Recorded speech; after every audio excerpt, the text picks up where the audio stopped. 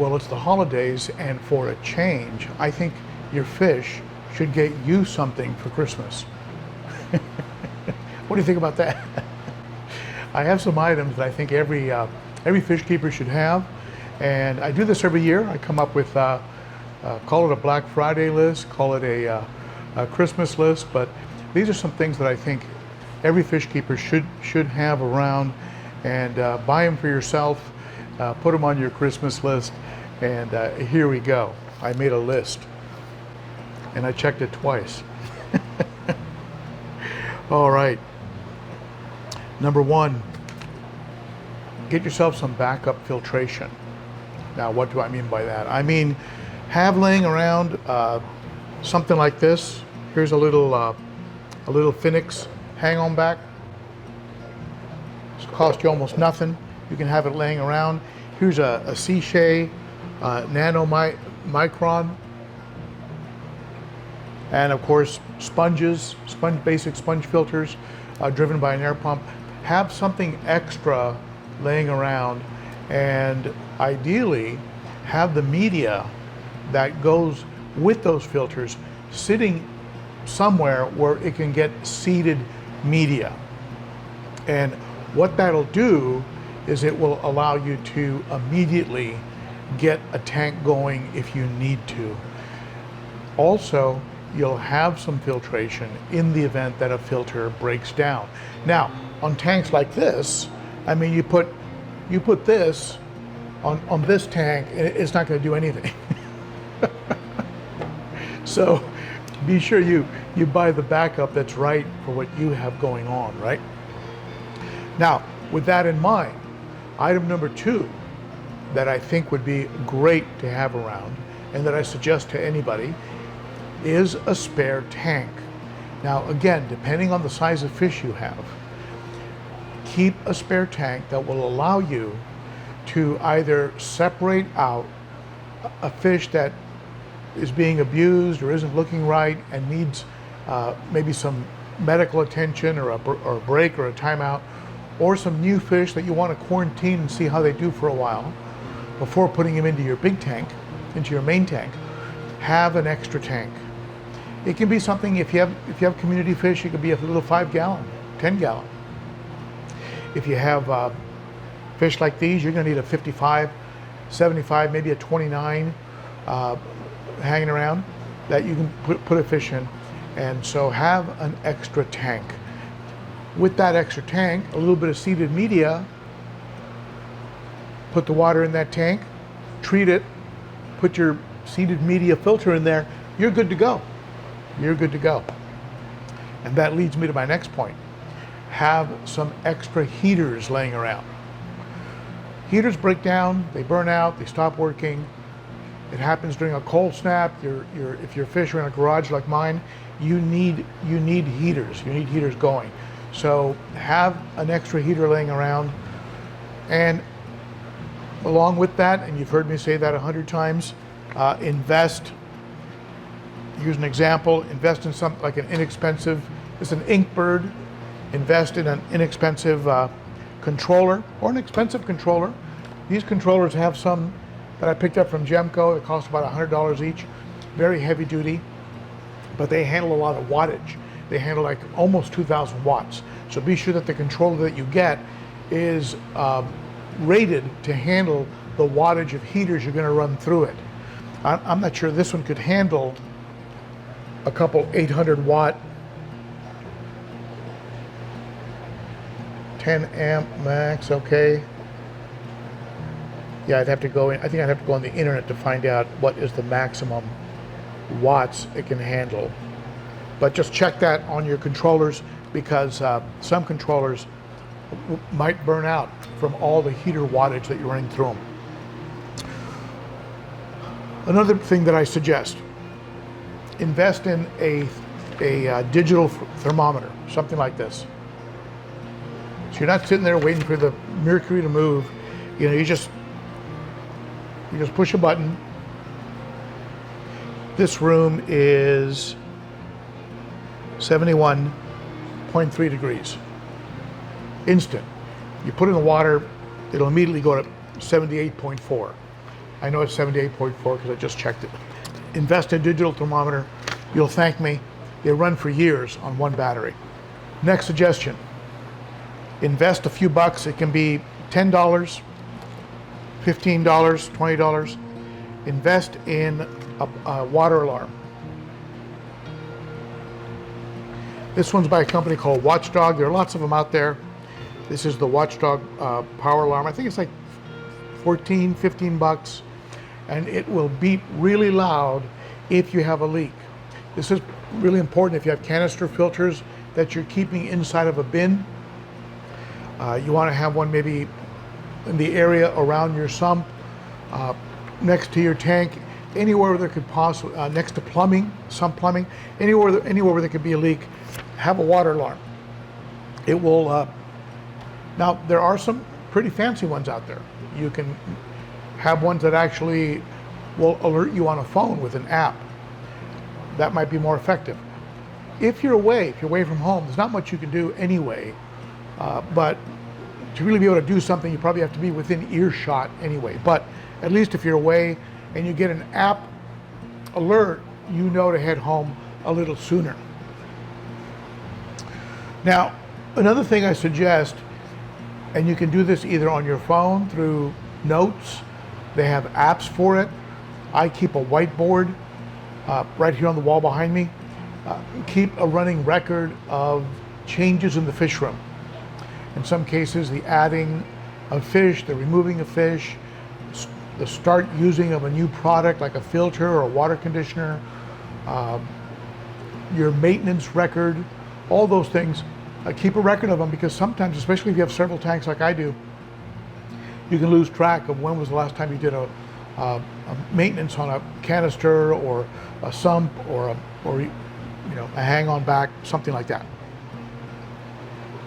Now this is important, especially in parts of the country that get severe weather, and I guess at this point it's probably important everywhere. Have some type of a power backup. They have uninterrupted power supplies, which are battery backups. Those are good. They last a very limited amount of time, and if you just run maybe a few air pumps, you'll go a long time.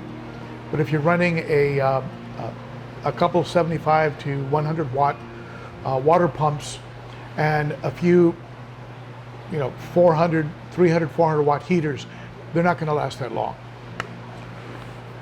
But it's something. Okay, have a power supply. Keep it charged, right? At least once a month, plug it in. Also, you can get bigger units like household, like home generator units. Those can start getting expensive, like around $1,000 to get something decent. But it's like a parachute. You don't need it till you need it, but when you need it, you really need it. Okay, so get a power backup.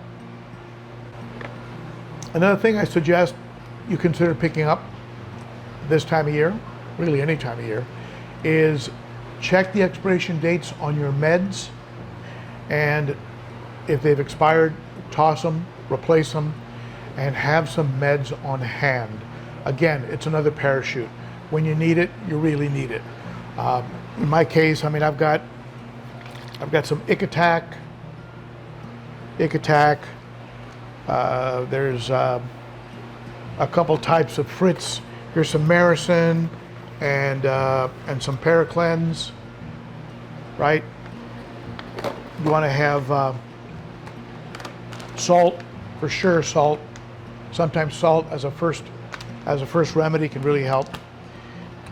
Here's some Focus and some Metroplex. Some pretty good strong antibiotics. If you think you've got a bacterial infection, that's important. That's important. So if you want to put it in with the food of the fish, you can use Focus. You can also use Garlic Guard, and that way you can add it right to the food of the fish, and they'll be sure to ingest it. This is particularly true if you're medicating for parasites. You want to get that medicine really in that intestinal tract. So pick up some meds, buy some meds, and stack them around. Along the lines of power backup, I forgot to mention, I can't recommend this enough. Get yourself some lithium battery backup air pumps. This one's from Aquarium Co-op. It's a dual outlet. These things pump like crazy. I've got them actually on these big tanks, the 300 and the 210, and they come with 11 foot power cord, Type-C charging connection, automatically switches to the battery during a power outage. So you can leave them off and they'll turn on when they detect a power outage. You can just run them all the time and then they just keep running when there's a power outage. You can also set them up so that they last even longer by putting them so they run on 15-minute increments, like 15-second increments. They run every 15 seconds. They'll go for like 15 seconds, then go off for 15 seconds, and then on. They'll actually last longer. And I think they can go for a lot of hours. 16 hours on the power save mode and 8 hours on standard runtime. So that's about, most power outages are going to be over within that window of time. So Aqua, I think the parent or sister company of Higer makes them. There's several companies out there that make these, and definitely have one. Again, to overuse the analogy, it's a parachute. If you haven't already done so, get off of Bucket Brigade as much as you can and get onto a Python or Aqueon hose system that attaches to a sink. I'll tell you, when it comes to siphoning and refilling, it is a whole different game when you're able to use something like that. So highly recommended. They're not cheap. Buy yourself a long hose, 50, 100 feet. If it's too long, you can always cut it, but better to have too much than not enough. So get onto a Python system, get off those buckets. Another suggestion I have for you is to buy some sponges. Go onto eBay or contact Swiss Tropicals, or get a hold of some good pond sponge material and replace any filter that you have that uses replaceable cartridges. Like the Marineland 400 that I have, I don't suggest you buy the factory ones. Just go ahead and buy the plastic cartridges and use your own sponges in them. And those are just, you rinse them out, they practically last forever. It takes years before they start to fall apart, and it'll save you a lot of money in not having to replace cartridges over and over again. So I think I got everything. Do a little Christmas shopping for yourself. You can find these items. I'll put some links below. You can get some of them online. If you can buy them local, support your local privately owned fish store if you can. That would be my first pick. If you need to go online because of where you're located, you can find a lot of these in a lot of places. If you can think of something else that you feel every fish keeper should give themselves for Christmas, share it in the comments below. Maybe we'll do a follow-up video to this one. There you go. There's the Christmas list, and add those to your fish room. Your fish will thank you. You'll thank yourself, and maybe I'll see you in Cleveland, in Stronghold actually, at the Ohio Cichlid Association 30-year extravaganza. I'm going to be there this weekend. We'll be meeting with some great people like Josh from Cunningham Tropicals.